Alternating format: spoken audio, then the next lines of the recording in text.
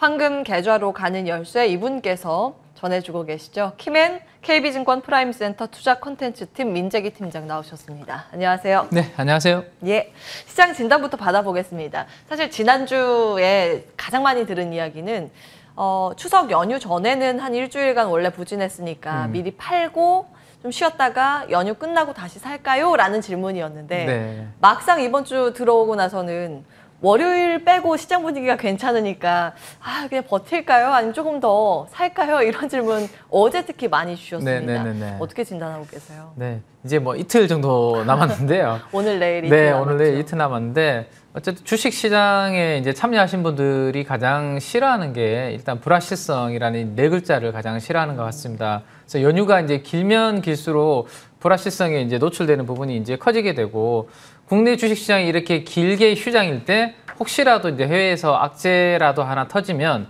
그 위험을 우리가 이제 연휴 끝나고 바로 반영을 해야 되기 때문에 이 부분이 이제 항상 연휴가 길 때는 많은 분들이 이제 부담을 가지는 것 같습니다. 특히나 이번에는 우리 연휴 직전에 이제 미국에서 FOMC 회의가 열리고 우리가 이제 연휴 이후에 거래가 될 때 그때 이제 그 결과가 우리 시장에 반영이 되기 때문입니다. 그래서 최근에 이제 고용이 조금 부진했고 CPI도 조금 예상에 못 미치는 흐름이 나오면서 테이퍼링이 속도가 좀 늦춰질 수도 있겠다라는 예상을 하고 있지만, 혹시라도 스케줄이 앞당겨진다라면 23일 날 바로 또 약간 시장에 충격이 있을 수는 있겠죠. 그래서 그런 부분들은 이제 시장에서는 좀 두려워하고 있는 것 같고, 하지만 이제 우리가 과거에 그러면 추석 때 연휴 때 어땠는지 그 데이터를 한번 보면 좋을 것 같은데, 2005년도 이후로 이제 추석 연휴 전후에 일주일 동안의 수익률을 보면 연휴 이후가 이전보다 수익률이 좋았던 경우가 16번 중에 10번이다. 그러면 확률로 봤을 때 연휴 이후에 좋았던 경우가 더 많았다라는 것을 볼 수 있을 것 같고, 그럼 안 좋았던 경우 중에 대표적으로 각각 금융위기와 미국과 중국과의 이제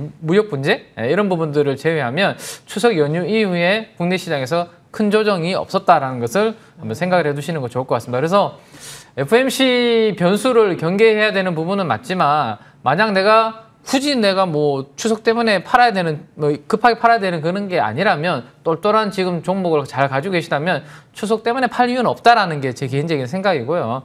다만 그냥 이 주도주가 아니라 그냥 차트 보고 대충 이렇게 사신 종목들이 있을 거예요. 단기 트레이딩 관점에서. 그런 종목들은 방망이를 처음에 사실 때 짧게 주고 사셨을 거니까 현금 비중이 내 계좌에 별로 없는 상황이라면 뭐 미국의 부채 한도 이슈도 10월 달에 있을 수 있고요. 계속해서 뭐 경기 둔화 우려 이런 부분도 악재가 여전하다는 점을 감안해서 불확실성이 싫다면 일부 비중 축소를 해서 현금 비중을 또 만들어 가시고, 이건 투자자분들의 약간 리스크 테이킹 성향에 따라서 저는 결정을 하시면 좋지 않을까라는 생각입니다. 예. 길게 보면 흔들릴 필요는 없지만 그래도 짧게 끊어가는 전략이 맞다 하시는 분들은 그 흐름을, 그 전략을 견지해 볼 필요는 있다라는 이제 두 가지 전략 말씀을 주셨고, 그러면 이제 종목을 분석하는 게 더 중요하겠습니다. 네. 최근 외국인들의 이 방향성의 약간 변화의 신호라고 보면 반도체주를 담는다는 거. 네. 미증시에서 사실 필라델피아 반도체 지수는 간밤도 사상 최고치였습니다. 네. 그 안에서 뭐 장비주 신고가 속출하고 있고, 우리도 가만 보면 장비단의 코미코 같은 종목들 신고가거든요. 그쵸. 네. 반도체주에 대한 특히 대형주는 어떻게 관점을 가져봐야 되는가, 이런 고민은 있습니다. 네. 그 대형주에 대해서는 수급이 조금 달라질 수 있다라는 부분에 대해서 지난주에 제가 이 시간에 말씀을 좀 드렸던 것 같아요. 9월 9일 날 만기일이 끝나고 그러면 그때 우리 카카오뱅크라든지 크래프톤과 같은 이 초대형주가 코스피 200 지수 특례 편입이 마무리가 되면 그들을 편입하기 위해서 기존의 삼성전자나 하이닉스 같은 대형주들을 좀 팔았던 수급이 이제는 좀 좋아질 수 있다라는 그런 부분들을 생각하시고 이번 주에 한번 바뀔 수 있는지, 그 부분이 관전 포인트다라는 말씀을 지난주에 드렸던 것 같은데, 일단은 그렇게 시작이 되고 있는 것 같습니다. 월, 화, 수 다 외국인들이 지금 오래간만에 3일 연속 순매수로 지금 들어오고 있는 상황이거든요. 그래서 실제로 그러한 모습이 일단은 나타나고 있고, 코스피 전체로 제가 이제 그림을 연초 이후에 그림을 하나 그려왔는데 한 30조 원 정도 외국인들이 팔고 있었습니다. 팔다가 최근에 27조 원 정도로 순매도 규모가 확실히 축소가 좀 되고 있는 그런 모습이고, 같은 기간 삼성전자도 20조 원 넘게 순매도 하다가 어제 기준입니다. 어제 기준으로 한 19조 정도 수준으로 순매도 규모가 축소되는 그런 흐름이 나타나고 있습니다. 그래서 외국인들의 시장 전체 매매 방향하고 삼성전자 매매하고는 좀 동조화가 되고 있다. 라고 그렇게 보시면 될 것 같아요. 그래서 삼성전자 주가는 외국인 수급이 절대적인 영향을 미치기 때문에 이 특례 편입 이벤트 마감 이후로 기계적으로 삼성전자, SK하이닉스를 좀 팔아야 됐다는 부분들은 어느 정도 마무리가 된 게 아닌가라는 생각을 해볼 수 있을 것 같습니다. 그럼 이제부터는 펀더멘탈이 아마 주가에 반영이 좀 되지 않을까 싶은데 우리 앵커님께서 조금 전에 말씀해 주신 것대로 반도체 업종을 대표하는 미국의 엔비디아 예. 그리고 ASML, 뭐 NXP 같은 이러한 종목들은 다 사상 최고치 지금 경신을 하고 있거든요. 그래서 삼성전자의 경우도 반도체 이 완제품 사업을 동시에 영위하고 있어서 이 퓨어 반도체 회사는 아니기 때문에 좀 다양한 이 하이브리드 성격을 가지고 있다는 부분이 조금 아쉽긴 한데 어쨌든 영업이익에서 이 메모리 비중이 차지하는 것이 상대적으로 높다. 이런 부분들을 감안하셔야 될 것 같습니다. 그래서 반도체 사업 부분에 그러면 실적이 중요한데 최근에 나오는 이제 애널리스트 분들의 이제 보고서를 보면 3분기 영업이익 전망치가 15조에서 15.7조 원으로 지금 상향 조정이 되고 있습니다. 그래서 메모리, 비메모리 이 수익성 개선에 힘입어서 3분기 실적 예상 상회할 것으로 지금 전망을 하고 있기 때문에 반도체 사업부가 실적이 이렇게 좀 잘 나와줄 것으로 시장에서 예상을 좀 해준다면 수급도 이제 좋아질 수 있는 환경에서 주가는 어느 정도 이제 바닥을 찍고 턴을 할 수 있지 않을까라는 기대감을 조심스럽게 한번 가져보겠습니다. 종목 보면 어떤 종목 보세요? 반도체 섹터 안에서는. 네, 일단은 뭐 대형주 중에 저는 이제 수급이 아까 말씀드렸던 것처럼 수급이 좀 좋아질 수 있다면 삼성전자, 하이닉스도 주가 이제 반등을 좀 보여주지 않을까라는 생각을 하고 있고 그 중에서도 이제 반도체 장비주 중에서 좀 제가 봤을 때는 그 오로스 테크놀로지 같은 회사들이 있습니다. 이게 그 계측 장비를 하는 회사인데요.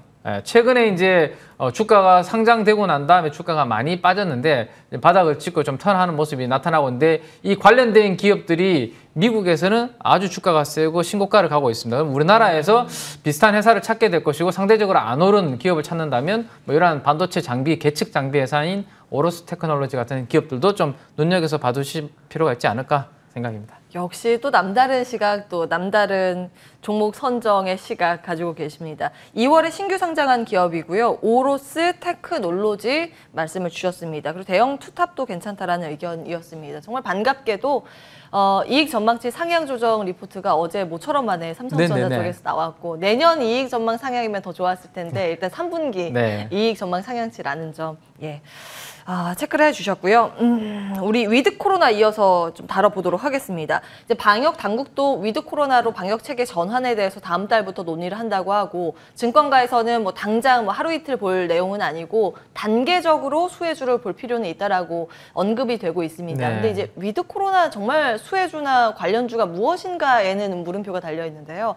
어떻게 보고 계세요? 네, 저는 조금 더 우리 생활에 밀접하게 와닿을 수 있는 쪽으로 한번 관심을 가져보시면 좋지 않을까 싶은데 일단은 그 일상으로의 복귀가 이제 머지않아 도래한다면 코로나로 인해서 가장 심각하게 타격을 받았던 업종의 회복이 뭐 두드러지지 않겠나라는 생각을 해볼 수 있을 것 같아요. 대표적으로 뭐 화장품, 항공, 뭐 여행, 카지노 이런 업종들이 될 수 있을 것 같습니다. 근데 이들은 1, 2년 동안 실적이 아주 안 좋았죠. 그래서 재무 구조가 상당히 안 좋은 기업들이 있기 때문에 좀 고르실 때 좀 조심하실 필요가 있을 것 같아요. 일단은 전제 조건은 재무 구조가 그래도 좀 좋은 기업으로 선택하시는 게 좋겠고요. 제 개인적으로 이제 성향을 말씀드리면 저는 이제 1, 2년 동안 코로나 이후로 영화관도 못 갔고 그래서 옷도 좀 상대적으로 덜 샀어요. 외출을 별로 안 하니까. 그래서 저 개인적으로는 이제 극장에 제가 안 가는 사이에 알게 모르게 그래도 극장 가시는 분들이 많으시더라고요. 모가디슈 같은 영화도 흥행했다고 하고. 네, 300만 명 넘게 보시고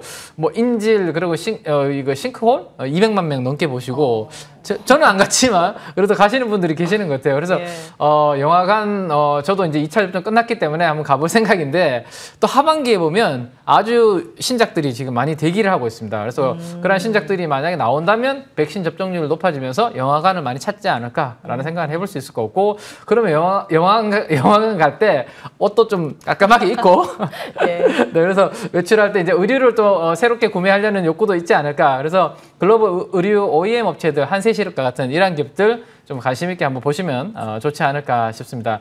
그리고 이제 좀 코로나 위드 코로나가 되면 삼삼오오 모여서 저녁에 이제 한 잔씩 좀 하실 것 같고요. 그러면 하이트 진로 같은 기업들이 대표적으로 또 떠오를 수 있고 저희 애기들이 요즘 초등학교 등교를 안 하다가 갑자기 등교 횟수가 늘어나니까 되게 짜증을 많이 내요. 예. 그러면 그만큼 학교에서 급식이라든지 이런 부분 늘어나겠죠. 그래서 외식도 많이 하게 될 거고, 그러면 하반기 외식 수요, 뭐 학사 일정 정상화로 인해서 급식 자재 유통이 본격적으로 회복될 수 있는 CJ 프레시웨이 같은 이런 기업들 위주로 한번 관심을 한번 가져보시면 괜찮지 않을까 싶습니다. 예. 1차적으로 이제 많은 분들 위드 코로나 하면 여행 항공이 떠오르실 텐데, 네. 근데 그보다는 옷 소비, 뭐 먹는 거, 네네. 주류 기업, 식자재 관련 기업 이런 쪽에 더 주목을 하셨습니다. 네, 영화 종목은 뭐 이런 쪽. 영화, 네. 예, CJ CGV 같은 거, 네. 그리고 한세실업, 하이트진로, CJ 프레시웨이 종목 딱 집어서 말씀 주셨습니다. KB증권 프라임센터 투자 콘텐츠팀 민재기 팀장 함께했습니다. 고맙습니다. 예, 출발 성공 투자 준비된 순서는 여기까지입니다. 오늘 수급이 조금 다소 아쉽다 보니 지수도 힘을 잃어가는 모습이고요. 장중 변동성이 나오기는 하네요. 이어지는 순서들을 통해서 오늘 리스크 관리하는 전략 잘 챙겨가시기 바라겠습니다. 저는 여기서 인사드릴게요. 끝까지 함께해 주신 여러분 고맙습니다.